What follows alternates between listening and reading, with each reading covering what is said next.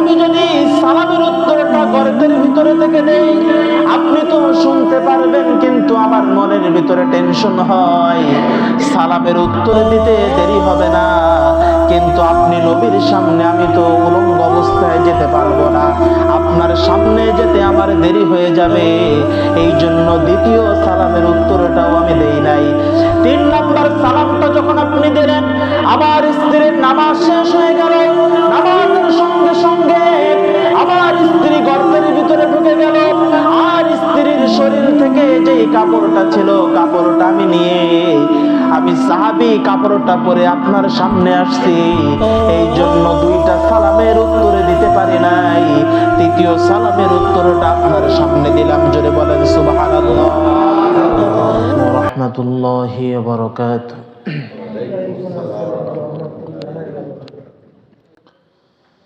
الحمد لله نحمده ونستعينه ونستغفره ونعوذ بالله من شرور أنفسنا ومن سيئات أعمالنا. من يهده الله فلا مضل له ومن يضلله فلا هادي له. ونشهد أن لا إله إلا الله وحده لا شريك له. ونشهد أن سيدنا وحبيبنا ومولانا محمدا عبده ورسوله الذي يرسله بالحق بشيرا ونذيرا وداعيا إلى الله بإذنه وسراجا منيرا. فقد قال الله تعالى في كلامه المجيد وفرقانه الحميد. জবান খুলে পড়েন আউযু বিল্লাহি মিনাশ শাইতানির রাজীম। বিসমিল্লাহির রাহমানির রাহিম। ইন্নাস সালাতা তানহা আনিল ফাহশাই ওয়াল মুনকার। সাদাকাল্লাহুল আযীম। وقال النبي صلى الله عليه وسلم أول ما يحاسب به العبد يوم القيامة الصلاة أو كما قال عليه الصلاة والسلام. الحمد لله. আল্লাহ পাক রব্বুল আলামিনের দরবারে লাখো কোটি শুকরিয়া, যে মহান আল্লাহ পাক রব্বুল আলামিন আমাদেরকে দুনিয়ার সমস্ত ফিতনা ফাসাদ থেকে হেফাজত করে বাছাই করে দ্বীনের কিছু কথা বলা এবং শোনার জন্যে, আল্লাহ পাক রব্বুল আলামিনের হুকুম পবিত্র জুমার নামাজ আদায় করার জন্যে পৃথিবীর শ্রেষ্ঠ ঘর মসজিদে আসার বসার তৌফিক দান করেছেন। এজন্য অন্তরের অন্তঃস্থল থেকে শুকরিয়া আদায় করে বলি আলহামদুলিল্লাহ। দুরূদ ও সালাম প্রেরণ করছি সাইয়্যিদুল মুরসালিন রাহমাতুল লিল আলামিন শফিউল মুযনিবিন খাতামুন নবিয়্যিন সাইয়্যিদুস সাহরাওয়াইন জনাবে মুহাম্মদুর রাসূলুল্লাহ সাল্লাল্লাহু আলাইহি ওয়াসাল্লামের উপর। সম্মানিত উপস্থিতি, কোনো ধরনের ভূমিকায় না গিয়ে আমরা সরাসরি আলোচনা শুরু করছি। আমরা আলোচনা শুরু করেছিলাম, একটি বছর আমাদের মাঝ থেকে চলে যাচ্ছে, নতুন একটি বছর আমাদের সামনে উপস্থিত হবে। সেই লক্ষ্যে 14টা কর্মসূচি সামনে নিয়ে আমাদের একটি বছর শুরু করতে হবে। তার ভিতরে প্রথমটা আমরা আলোচনা করেছিলাম। প্রথমটা আলোচনার যে বিষয়টা ছিল সেটা হচ্ছে একটি বছর আমরা শুরু করব, তার 1 নম্বর কর্মসূচি হচ্ছে তওবা। মনে আছে আপনাদের? তওবা দিয়ে আমরা একটি বছর শুরু করব। কেন? কারণ যে বছরটা আমরা শেষ করতে চলেছি, হাজারো লক্ষ গুনাহ আমাদের এই বছরে হয়ে গিয়েছে। আমরা সর্বপ্রথম আল্লাহর কাছে তওবা এবং ইস্তেগফার করব, যেন আল্লাহ পাক রব্বুল আলামিন এই 1 বছরের যত গুনাহ আমাদের হয়েছে সমস্ত গুনাহগুলি যেন আল্লাহ মাফ করে দেন, এবং যে সামনে যে বছরটা আমাদের আসতেছে এই বছরটা যেন গুনাহ মুক্তভাবে হায়াতের সঙ্গে, উত্তম হায়াতের সঙ্গে গুনাহ মুক্তভাবে যেন আল্লাহ আমাদের কাটানোর তৌফিক দান করেন। বলেন আমিন। সেটা ছিল আমাদের 1 নম্বর কর্মসূচি। 14টা কর্মসূচি 2 নাম্বার হচ্ছে নামাজ। 2 নম্বরে কি? নামাজ। এই 1 বছরের ভিতরে আমাদের অসংখ্য অগণিত নামাজ কাজা হয়েছে, ইচ্ছায় হোক অনিচ্ছায় হোক। আবারও অনেক বান্দা আছে যারা সারা বছরের ভিতরে শুধু জুমার নামাজ ছাড়া পড়ে নাই। আবারও অনেক বান্দা এমন আছে যারা বছরের ভিতরে শুধু 2টা ঈদের নামাজ পড়ে, আর কোনো নামাজ তারা পড়ে না। আছে না নাই? এজন্য যত নামাজ আমরা কাজা করেছি, কামাই করেছি, আমাদেরকে বছরের শুরুতে নিয়ত করতে হবে যাতে আগামী যে বছরটা আমাদের আসতেছে এই সারাটা বছরের ভিতরে যেন 1 ওয়াক্ত নামাজও আমাদের কাজা না হয়ে যায়। 5 ওয়াক্ত নামাজ যেন আমরা জামাতের সঙ্গে আদায় করতে পারি। এজন্য 14টা কর্মসূচির 2 নাম্বার কর্মসূচি হচ্ছে আমরা নিয়ত করব যে আমরা 1 ওয়াক্ত নামাজও আর কাজা করব না। রাজি আছেন ইনশাআল্লাহ? আল্লাহর নবী সাল্লাল্লাহু আলাইহি ওয়াসাল্লাম হাদিস শরীফের ভিতরে বলেন, আউয়ালু মা ইউহাসাবু বিহিল আবদু ইয়াউমাল কিয়ামাতিস সালাহ। আল্লাহ পাক রব্বুল আলামিন কিয়ামতের দিন যে হিসাব নিকাশ বান্দার সঙ্গে তিনি করবেন, তার ভিতরে হিসাবের তালিকায় সর্বপ্রথম আল্লাহ পাক নেবেন নামাজের হিসাব। কিসের হিসাব? নামাজের হিসাব নেবেন। শুধুমাত্র তাই নয়, নবীজি সাল্লাল্লাহু আলাইহি ওয়াসাল্লাম বলেছেন, বাইনাল আবদি ওয়াল মুমিনি তারকুস সালাহ। একজন মুমিন বান্দা আর একজন মুনাফিক অথবা কাফের বান্দার ভিতরে পার্থক্য হলো নামাজ। এই জন্য আল্লাহ পাক রব্বুল আলামিন নামাজের ব্যাপারে অসংখ্য অগণিত আয়াত নাজিল করেছেন। আমরা সারাদিন কত ধরনের কত কাজ করে থাকি। সকালবেলায় যখন অফিসে যাচ্ছি, আমাকে 8টার দিকে ঘুম থেকে উঠতে হবে, মোবাইলে অ্যালার্ম দিয়ে রাখছি, অথবা স্ত্রীকে বলে রাখছি যে আমাকে 8টার দিকে অফিসে যাওয়া লাগবে, তুমি আমাকে 7:30টায় ডেকে দেবা। তাহলে অফিসের গুরুত্ব আপনার কাছে আছে, কিন্তু আপনাকে যে ফজরের নামাজে উঠতে হবে, নামাজ 5 ওয়াক্ত আপনার উপরে ফরজ করা হয়েছে, আপনাকে যে ফজরে উঠতে হবে এটার ব্যাপারে কি আপনার ফোনে কোনো অ্যালার্ম আছে? আপনি কি কাউকে বলে রেখেছেন যে তুমি যখন নামাজে উঠবা তখন আমাকে ফোন দিবা? বলেন নাই। কেন? কারণ আপনার কাছে নামাজের মূল্য নাই, আপনার কাছে চাকরির মূল্য আছে। নামাজটা যে আল্লাহ পাক রব্বুল আলামিন আমাদের জন্য একটা ডিউটি হিসাবে দিয়েছেন।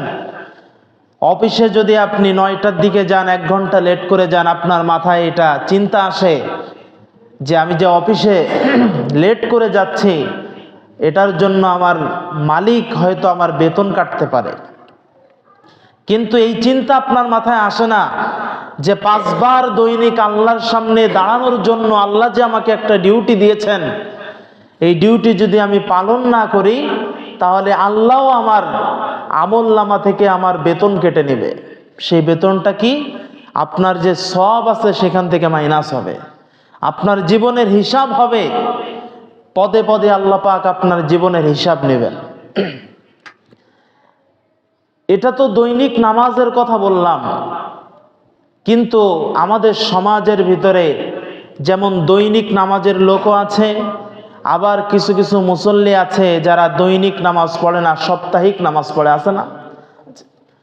নামাজের অনেক প্রকার আমরা বের করি, কিন্তু নবীজি সাল্লাল্লাহু আলাইহি ওয়াসাল্লামও হাদিস শরীফের ভিতরে 5 প্রকার নামাজের কথা বলেছেন। জোরে বলেন, কয় প্রকার? 5 প্রকার। 1 নম্বরে নবীজি বলেন, নামাজি ব্যক্তির 1 নম্বর হচ্ছে মুআকাব, অর্থাৎ শাস্তিপ্রাপ্ত নামাজি, যারা মাঝে মাঝে নামাজ পড়ে আবার মাঝে মাঝে নামাজ ছেড়ে দেয়, এদেরকে নবীজি বলেছেন মুআকাব, শাস্তিপ্রাপ্ত নামাজি। এদের নামাজে যে নামাজের ভিতরে গ্যাপ করেছে এটার জন্য এদের শাস্তি হবে। 2 নম্বর নবীজি বলেন মুহাসাব, যারা নামাজ ঠিকই আদায় করে কিন্তু দুনিয়ার সমস্ত হিসাব নিকাশ সবকিছু হয় এদের নামাজের ভিতরে। দেখবেন এক শ্রেণীর মানুষ আছে, যত ব্যবসা বাণিজ্যর কথা সব মসজিদে এসে বলে, আছে না নাই? জমি জায়গা নিয়ে ঝামেলা মসজিদে এসে বলছে, আবার সমস্ত হিসাব কিতাব তাদের নামাজের ভিতরে হয়। আমি একটা ঘটনা প্রায় বলে থাকি, আপনারাও জানেন।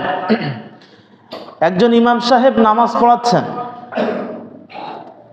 4 রাকাত নামাজের জায়গায় নামাজ পড়িয়েছেন 3 রাকাত। মুসল্লিরা টের পায়নি,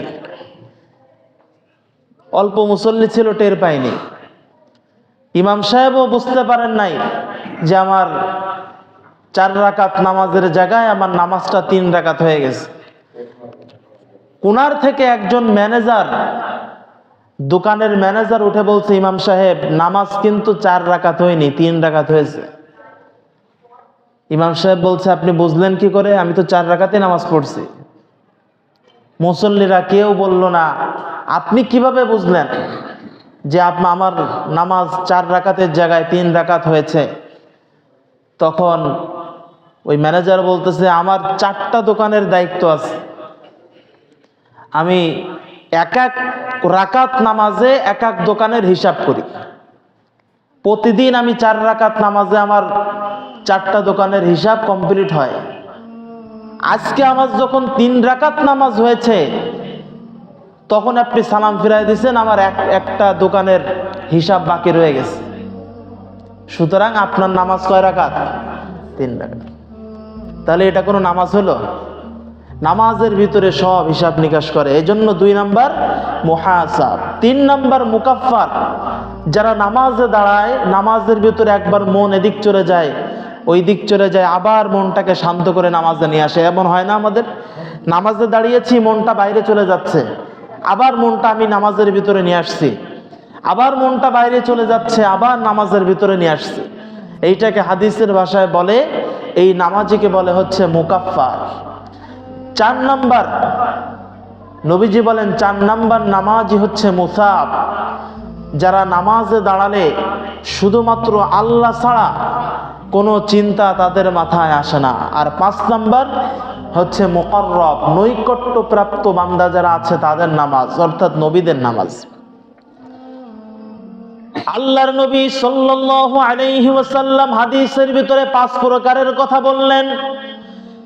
নামাজি ব্যক্তি এই 5 প্রকারের কথা বলার পরে আল্লাহর নবী, বিশ্ব নবী 5 শ্রেণীর মানুষের সঙ্গে 5 প্রকারের তুলনা করেছেন।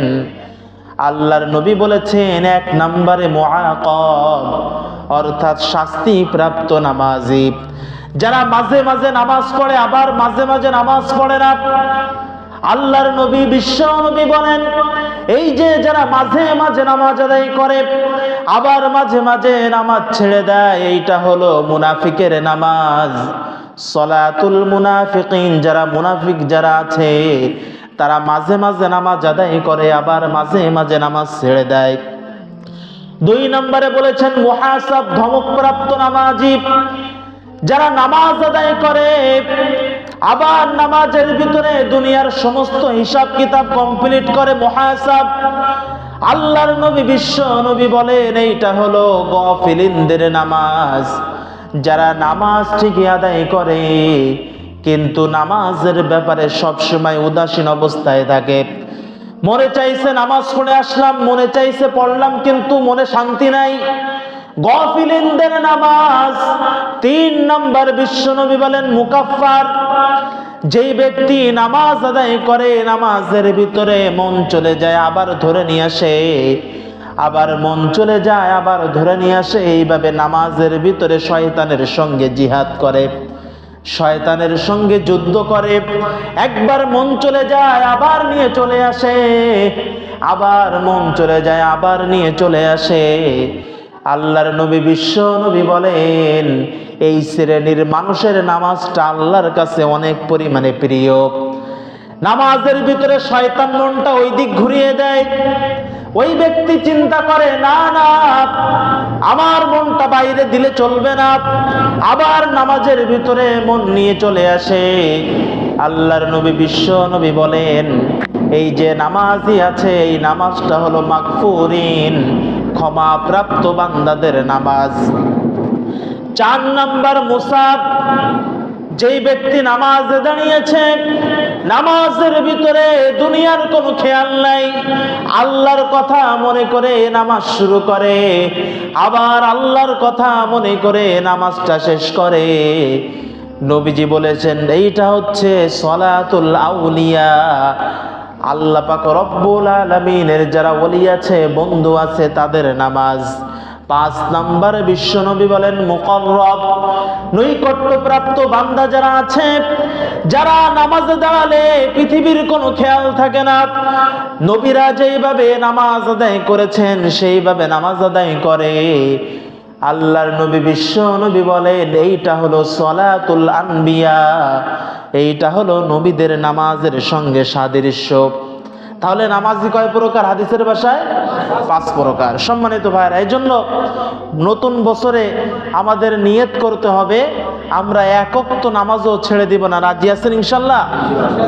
নবীজি বলেন যারা 5 ওয়াক্ত নামাজ দুনিয়াতে আদায় করে তাদেরকে আল্লাহ পাক রব্বুল আলামিন 12টা পুরস্কার দেন। কয়টি পুরস্কার? 12টি পুরস্কার। 1 নাম্বার পুরস্কার হচ্ছে নবীজি সাল্লাল্লাহু আলাইহি ওয়াসাল্লাম বলেন যারা 5 ওয়াক্ত নামাজের ব্যাপারে যত্নবান হয়, আল্লাহ পাক রব্বুল আলামিন তাদেরকে নিজ দায়িত্বে, নিজ জিম্মায় আল্লাহ তাদেরকে জান্নাতে প্রবেশ করান। জোরে বলেন সুবহানাল্লাহ। নবীজি বলেছেন খামসু সালাওয়াতিন কাতাবাহুন্নাল্লাহু আলাল ইবাদ, 5 ওয়াক্ত নামাজ আল্লাহ বান্দার উপরে ফরজ করেছেন। ফামান জাআ বিহিন্না লাম ইউদাইয়া মিনহুন্না শাইআন ইস্তিগফাফান বিহাক্কিহিন্না, যে ব্যক্তি কোনো ধরনের কোনো অলসতা না করে 5 ওয়াক্ত নামাজ হক আদায় করে কানা লাহু ইনদাল্লাহি আহদুন আইয়ুদখিলাহুল্লাহুল জান্নাহ। নবীজি বলেন এই ব্যক্তির জন্য আল্লাহর কাছে একটা প্রতিশ্রুতি আছে, সেইটা হচ্ছে আল্লাহ নিজে তাকে জান্নাতে প্রবেশ করা।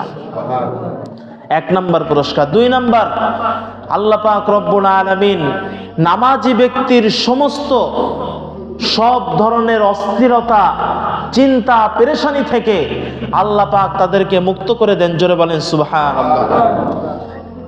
এই ব্যাপারে কোরআনে কারিমে আল্লাহ পাক রব্বুল আলামিন বলেন ইন্নাল ইনসানা খুলিকা হালুআন ইযা মাসসাহুশ শাররু জাযুআ। আল্লাহ পাক বলেন আমি বান্দাকে সৃষ্টি করেছি অস্থিরতার দোষ দিয়ে। অস্থিরতাটা আমার বান্দার ভিতরে সব সময় লেগে থাকে।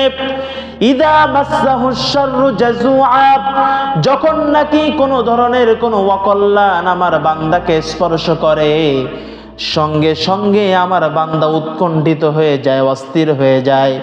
ওয়া ইদা মাসসাহুল খায়রু মানুআ, আর যখন বান্দাকে কোনো কল্যাণ স্পর্শ করে, সঙ্গে সঙ্গে আমার বান্দাটা কৃপণ হয়ে যায়।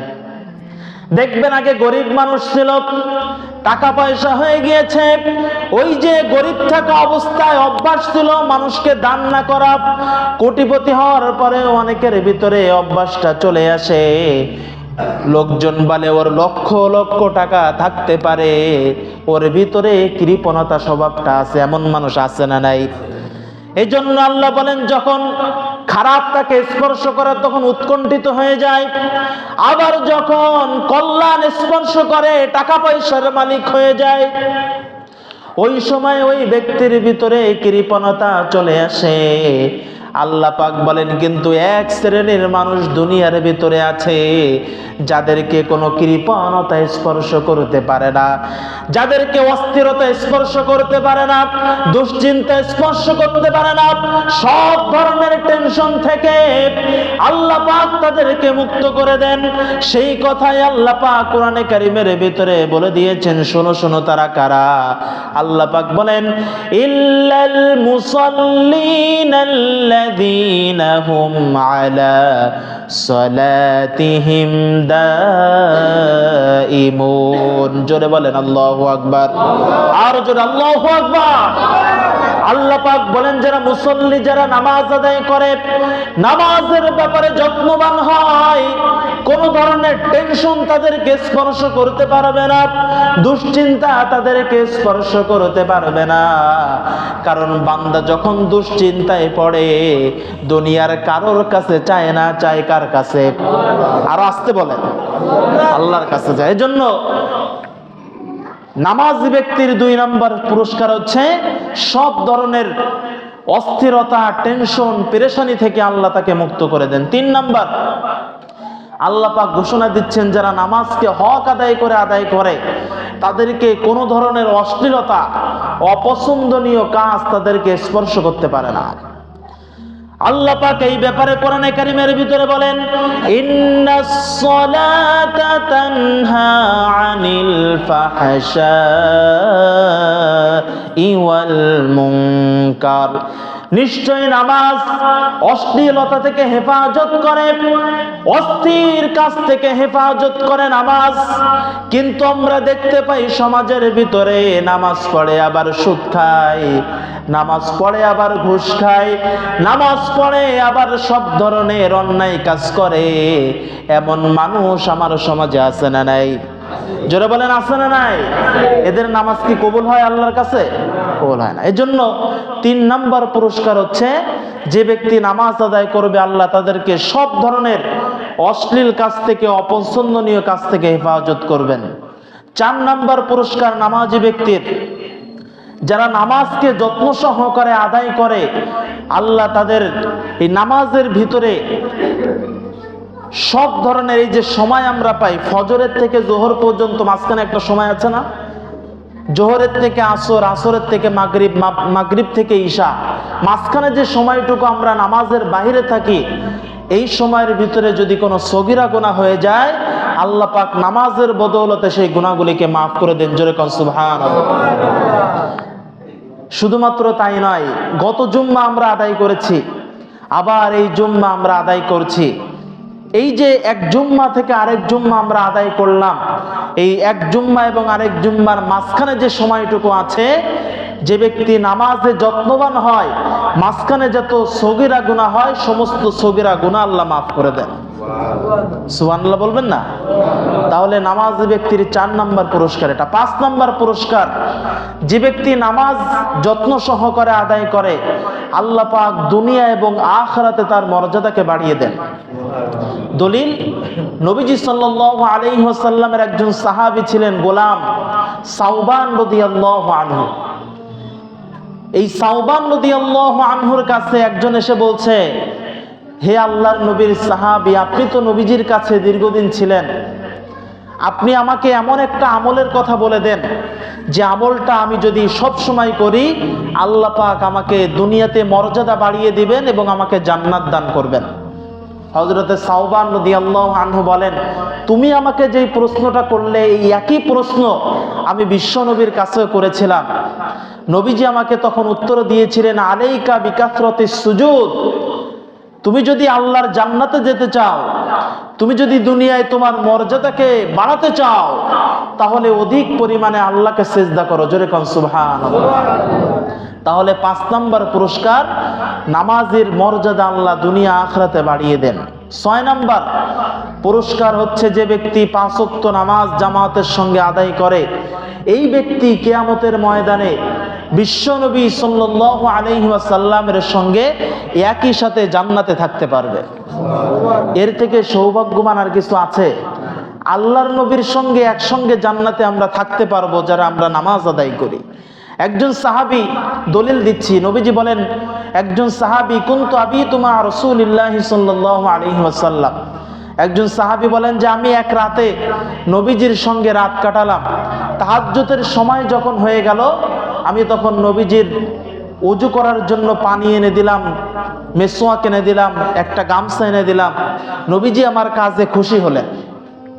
খুশি হয়ে বললেন, সাহাবী তুমি আমার খেদমত করেছো, তুমি আমার কাছে কি চাও? তুমি আমার কাছে যেটা চাইবা ওইটার ব্যাপারে আমি আল্লাহর কাছে তোমার জন্য দোয়া করব। তখন সাহাবী বললেন, ইয়া রাসূলুল্লাহ, দুনিয়াতে আমি কিচ্ছু চাই না, আমি শুধু আপনার সঙ্গে জান্নাতে থাকতে চাই। সুবহানাল্লাহ বলবেন না? তখন নবীজি বললেন, তুমি যদি এটা করতে চাও, তুমি যদি আমার সঙ্গে জান্নাতে থাকতে চাও, ফাআইন্নি আলা নাফসিকা বিকাসরাতিস সুজুদ, তাহলে অধিক পরিমাণে আল্লাহকে সিজদা দাও। যত বেশি আল্লাহকে সিজদা দিবে তত বেশি তুমি জান্নাতে আমার কাছে আসতে পারবে। 6 নাম্বার গেল। 7 নাম্বার, যে ব্যক্তি নামাজ আদায় করার জন্য মসজিদে হেঁটে হেঁটে যায়, আল্লাহ পাক রব্বুল আলামিন এই যে কষ্ট করে আপনারা গোসল করে বাসার থেকে হেঁটে হেঁটে আসলেন, আপনাদের কি কোনো সওয়াব হয়নি? বলেন, হয়েছে কিনা? হয়েছে। আল্লাহর নবী বিশ্ব নবী হাদিস শরীফের ভিতরে বলেন, মান তাতাহহারা ফি বাইতিহি সুম্মা মাশা ইলা বাইতিম মিন বুয়ুতিল্লাহ, যেই ব্যক্তি আল্লাহর ঘরে মসজিদের জন্য নামাজ আদায়ের জন্য পায়ে হেঁটে বের হয়, ঘরে থেকে পবিত্র হয়ে উজু করে যেই ব্যক্তি হেঁটে হেঁটে মসজিদে আসে, আল্লাহর নবী বিশ্ব নবী বলেন, দুইটা পা দিয়ে হেঁটে হেঁটে মসজিদের দিকে যেই ব্যক্তি আসবে, এই ব্যক্তির ব্যাপারে আল্লাহ পাক রব্বুল আলামিন দুইটা সিদ্ধান্ত নেন। 1 নাম্বার, কদম ফেলানোর সঙ্গে সঙ্গে এই ব্যক্তির যত সগীরা গুনাহ তার জীবনে আছে, একটা কদম ফেলার সঙ্গে সঙ্গে একটা করে গুনাহ মাফ হতে থাকে।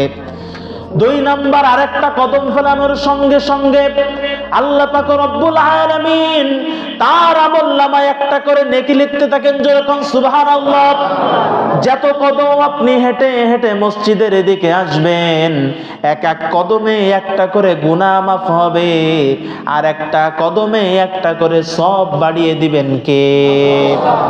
8 নাম্বার পুরস্কার, বিশ্বনবী বলেন, মান গাদা ইলাল মসজিদি আও রাহাত, যেই ব্যক্তি সকাল সন্ধ্যা মসজিদে যায়, আ'আদাল্লাহু লাহু নুজুলাহু মিনাল জান্নাত, সেই ব্যক্তির জন্য আল্লাহ পাক রব্বুল আলামিন জান্নাতের ভিতরে নিজে মেহমানদারির ব্যবস্থা করে দেয়। 9 নাম্বার, বিশ্বনবী বলেন, যারা নামাজ আদায় করে 5 ওয়াক্ত নামাজ, আল্লাহর নবী বিশ্ব নবী বলেন, নিয়মিত নামাজ যারা আদায় করে সব সময় এদের জন্য আল্লাহর ফেরেশতারা 2টা দোয়া করতে থাকে। বিশ্বনবী বলেন, আল মালাইকাতু তুসাল্লি আলা আহাদিকুম মা দামা ফি মুসাল্লাহু, যতক্ষণ নামাজি ব্যক্তি নামাজের অপেক্ষায় থাকে ততক্ষণ পর্যন্ত ফেরেশতারা তাদের জন্য 2টা দোয়া করে।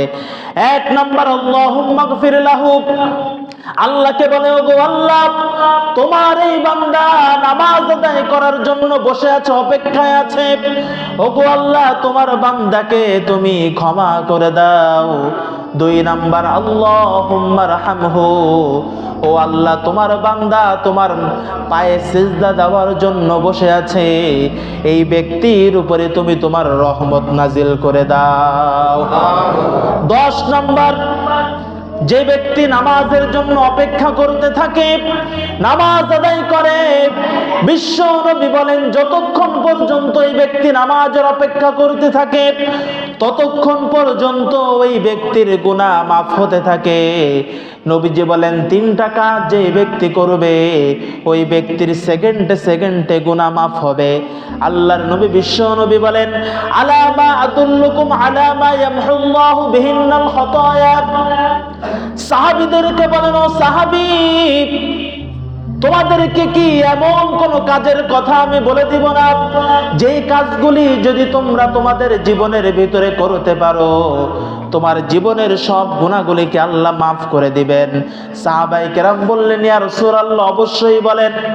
নবীজি বলেন, 3টা কাজ করতে হবে। 1 নাম্বার হলো ইসবাগুল উযুই আলাল মাকারি, শীতকালে ওযু করতে কষ্ট হয়, ফজরের নামাজ আদায় করার জন্য ওযু করতে অনেক কষ্ট হয়। আল্লাহর নবী, বিশ্ব নবী বলেন, কষ্ট হওয়া সত্ত্বেও যারা ওযু করে মসজিদে আসে, ওযুর পানি যেই ফোঁটা আপনার শরীর থেকে পড়ে, প্রত্যেক ফোঁটায় ফোঁটায় আল্লাহ গুনাহ মাফ করে দেয়। 2 নাম্বার কাসরাতুল খুতা ইলাল মাসাজিদ, যত বেশি মসজিদের দিকে হেঁটে আসবেন, কদমে কদমে গুনাহ মাফ করবেন কে? 3 নাম্বার বিশ্ব নবী বলেন, ইন্তিজারুস সালাতি বাদাস সালাহ, এক ওয়াক্ত নামাজের পর আরেক ওয়াক্ত নামাজের যারা অপেক্ষা করে, ওই মাঝখানে যত গুনাহ হয়ে যায় সব গুনাহগুলিকে আল্লাহ মাফ করে দেয়। 11 নাম্বার পুরস্কার, আল্লাহর নবী বিশ্ব নবী বলেন, মান খরাজা ফি বাইতিহি মুতাতাহহিরান, যেই ব্যক্তি তওবা করে, যেই ব্যক্তি পবিত্র হয়ে মসজিদে আসে, আল্লাহর নবী বিশ্ব নবী বলেন, ফাজরুহু কাজরিল মুহরিম, ইহরাম আদায় করে হজকারী ব্যক্তির যে সওয়াব হয়, এই ব্যক্তির আমলনামায় সেই সওয়াব আল্লাহ লিখে দেয়। 12 নাম্বার, নবীজি সাল্লাল্লাহু আলাইহি ওয়াসাল্লাম বলেছেন, নামাজ আদায় করার পরে ওই ব্যক্তি বাসায় যাওয়ার আগ পর্যন্ত তার আমলনামায় সওয়াব লিখতে থাকা হয়, লিখতে থাকা হয়, লিখতে থাকা হয়। এই 12টা পুরস্কার আল্লাহ পাক রব্বুল আলামিন যারা নামাজ আদায় করেন তাদেরকে দিয়ে থাকেন। সাহাবায়ে কেরাম রাদিয়াল্লাহু আনহুম আজমাইন নামাজের ব্যাপারে এত পরিমাণে গুরুত্ব দিয়েছেন। একজন সাহাবী নামাজ, নবীজি সাল্লাল্লাহু আলাইহি ওয়াসাল্লাম নামাজ যখন শুরু করেন ওই সময় মসজিদে আসে, আবার যখন নামাজ শেষ হয়ে যায়, শেষ হওয়ার সাথে সাথে ওই ব্যক্তি মসজিদ থেকে চলে যায়। সাহাবীর নাম হচ্ছে আব্দুল্লাহ আল আনসারী রাদিয়াল্লাহু আনহু। এই সাহাবী এইভাবে নামাজ আদায় করেন। আপনারা জানেন মুনাফিকের আলামত হচ্ছে 3টি, তার ভিতরে একটা হচ্ছে মসজিদে সবার শেষে আসে, আবার সবার আগে মসজিদ থেকে চলে যায়। এমন মানুষ আমার সমাজে আছে না নাই? এটা হচ্ছে মুনাফিক। এটা কি? যারা নামাজের ব্যাপারে অলসতা করে, নবীজি বলেছেন তারা হচ্ছে মুনাফিক। কারণ প্রকৃত মুসলমান কখনো নামাজে অলসতা করতে পারে না। সাহাবায়ে কেরাম বললেন, ইয়া রাসূলুল্লাহ, আপনার এই সাহাবী তো মুনাফিক হয়ে গিয়েছে। নবীজি বললেন, কেন? সাহাবায়ে কেরাম বললেন, আপনার এই সাহাবী, আপনি যখন নামাজে দাঁড়ান সবার শেষে মসজিদে আসে, আবার নামাজ শেষ করার সঙ্গে সঙ্গে মসজিদ থেকে চলে যায়। নবীজি বললেন, আন্দাজে কারোর ব্যাপারে কোনো ধরনের কোনো কথা বলা যাবে না, আমি নিজে দেখব ওই সাহাবী কি করে। নবীজি আসরের নামাজ আদায় করবেন, যখন নামাজের প্রস্তুতি নিচ্ছেন পিছনের দিকে তাকিয়ে দেখে ইকামত শুরু হয়ে কেবল শেষের দিকে, ওই সময় ওই সাহাবী দৌড় দিয়ে আসছে। আবার নামাজ শেষ করে নবীজি পিছনে তাকিয়ে দেখেন সাহাবী এক দৌড়ে বাড়ি চলে যাচ্ছে। নবীজি সাল্লাল্লাহু আলাইহি ওয়াসাল্লাম আসরের নামাজের পরে সাহাবায়ে কেরামকে নিয়ে তার বাসায় গেলেন। আল্লাহর নবী বিশ্ব নবী সাহাবীর বাড়ি চলে গেলেন। বাড়িতে যাওয়ার পরে দেখতে পেলেন এত পরিমাণে গরিব সাহাবী, ছোট্ট একটা ঘর গোল পাতা দিয়ে চতুর্দিকে ঘিরে রেখেছে। ওই সাহাবীর দরজায় দাঁড়িয়ে বিশ্ব নবী সালাম দিলেন, আসসালামু আলাইকুম। আল্লাহর নবী বিশ্ব নবী সালাম দিচ্ছেন, ভিতর থেকে কোনো উত্তর নাই। আবার বিশ্ব নবী সালাম দিলেন, আসসালামু আলাইকুম ওয়া রাহমাতুল্লাহি ওয়া বারাকাতুহু। ভিতর থেকে সাহাবী কোনো উত্তর দেন না, ভিতর থেকে কোনো আওয়াজ আসে না। আবার 3 বার বিশ্ব নবী সালাম দিলেন, তৃতীয়বার ঘরের থেকে আওয়াজ আসলো, আলাইকুমুস সালাম ওয়া রাহমাতুল্লাহ। প্রথম 2 বার সালামের উত্তর দিলেন না, 3 নম্বর বার উত্তর দিলেন। বিশ্ব নবী সাল্লাল্লাহু আলাইহি ওয়াসাল্লাম যখন নাকি এই সাহাবীর দরজায় গোড়ায় এসেছিলেন, সঙ্গে সঙ্গে তিনি দেখতে পেলেন দরজার সামনে একজন ছোট্ট বাচ্চা। এই বাচ্চাটার হাতের ভিতরে শিকলি দেওয়া আছে, পায়ে শিকলি দিয়ে ঘরের দরজার সঙ্গে বেঁধে রাখা হয়েছে। বিশ্বনবী যখন তৃতীয়বার সালাম দিলেন, দরজা খুলে দেওয়া হলো। আব্দুল্লাহ আনসারী রাদিয়াল্লাহু আনহু ঘরের ভিতর থেকে বের হয়ে বললেন, ইয়া রাসূলুল্লাহ, আমার মতো একজন গরীব সাহাবীর ঘরে আপনি এসেছেন, কি মনে করে আপনি আজকে আমার ঘরে আসলেন? বিশ্বনবী বললেন, ও আমার সাহাবী, কেন আসছি পরে বলবো, দুইটা প্রশ্নের উত্তর দাও। এক নাম্বার প্রশ্ন হলো, দুইবার তোমার ঘরের সামনে দাঁড়িয়ে আমি বিশ্বনবী সালাম দিয়েছি, প্রথমবার সালাম দিলাম কোনো উত্তর দাও নাই, দ্বিতীয়বার সালাম দিলাম কোনো উত্তর দাও নাই, 3 নম্বর বার ঘরের থেকে বের হয়ে উত্তর দিলে। ও সাহাবী, প্রথম 2 বার কেন তুমি উত্তর দাও নাই, কারণটা বলো। আল্লাহর নবীর সাহাবী আব্দুল্লাহ আনসারী চোখের পানি ছেড়ে দিলেন, বললেন, হে নবী, আপনি যখন আমাকে সালাম দিলেন ওই সময় আমি ঘরের ভিতরে ছিলাম, আপনাকে সালামের উত্তর দিতে পারি নাই। তার কারণ হলো, আপনি যে আমার শরীরটা দেখতে পাচ্ছেন, এই শরীরের ভিতরে যেই কাপড়টা আছে, আল্লাহর নবী আল্লাহর নামে কসম করে বলি, আমাদের পুরা ফ্যামিলির ভিতরে একটা কাপড় ছাড়া আর কোনো কাপড় নাই। এই একটা কাপড় আমি নামাজ পড়ি, একটা কাপড় আমি আমার শরীরের ভিতরে পরি, একটা কাপড় আমার স্ত্রী নামাজ আদায়ের সময় পড়ে। এই একটা কাপড় ছাড়া আমাদের শরীরের ভিতরে কোনো কাপড় নাই। এই জন্য আমাদের ঘরের ভিতরে আমরা একটা গর্ত করে নিয়েছি। আমার স্ত্রী যখন নামাজ আদায়ের সময় হয়, ওই সময় আমি নিজে কাপড়টা খুলে আমার স্ত্রীর গায়ে দেই। উলঙ্গ অবস্থায় তো নামাজ পড়া যাবে না, এই জন্য আমি নামাজের সময় দ্রুত আপনি আপনার মসজিদে চলে যায় আপনার পিছনে নামাজ আদায়ের জন্য। নামাজ যখন শেষ হয়ে যায়, সঙ্গে সঙ্গে আমি মসজিদ থেকে দৌড়ে চলে আসি, এসে ঘরের ভিতরে ঢুকে আমার শরীর থেকে কাপড়টা খুলে আমি আমার স্ত্রীকে দেই, আর আমি গর্তের ভিতরে ঢুকে যাই। আমার স্ত্রী গর্তের থেকে বের হয়ে ওই একটা কাপড় দিয়ে নামাজ আদায় করে আবার গর্তের ভিতরে ঢুকে যায়। সাহাবায়ে কেরাম চোখের পানি ছেড়ে দিলেন, কার নামে নালিশ করলাম, কার উপরে এত বড় অভিযোগ আমরা দিলাম? এত বড় অভিযোগ এই সাহাবীর উপরে আমরা দিয়েছি। সাহাবায়ে কেরাম কাঁদতেছে, বিশ্ব নবী কাঁদতেছেন, ওই সাহাবীটাও কান্দে। আল্লাহর নবী বিশ্ব নবী বললেন, সালামের উত্তর কেন দিলেন না? সাহাবী বললেন, ইয়া রাসূলুল্লাহ, আপনি যখন প্রথম সালামটা আমাকে দিয়েছেন ওই সময় আমি গর্তের ভিতরে ছিলাম, আমি তো উলঙ্গ অবস্থায় আপনার সামনে আসতে পারবো না। এই জন্য আমার স্ত্রী যেহেতু নামাজ আদায় করছিল, আমার কাপড়টাও শরীরের ভিতরে ছিল। দ্বিতীয় সালাম যখন আপনি দিয়েছেন ওই সময় আমার স্ত্রীর নামাজ কেবল শেষের দিকে,